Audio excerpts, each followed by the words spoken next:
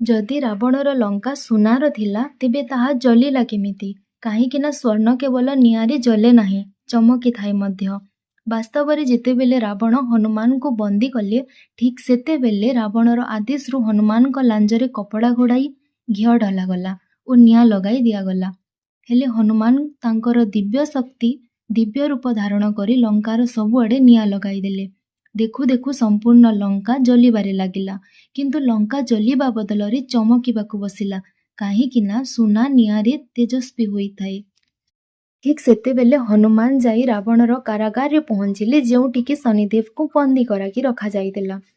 ହନୁମାନ ଶନିଦେବଙ୍କୁ ବନ୍ଦୀରୁ ମୁକ୍ତ କଲେ ଓ ରାମଚନ୍ଦ୍ରଙ୍କ ସନ୍ଦେଶ ଦେଲେ। ଶନିଦେବ ହସି ହସି କହିଲେ, ତୁମେ ମୋର ସହାୟତା କରିଛ, ଏବେ ଏହି ଅଧର୍ମ ରାବଣ ମୋର ପ୍ରକୋପକୁ ଭୋଗିବ।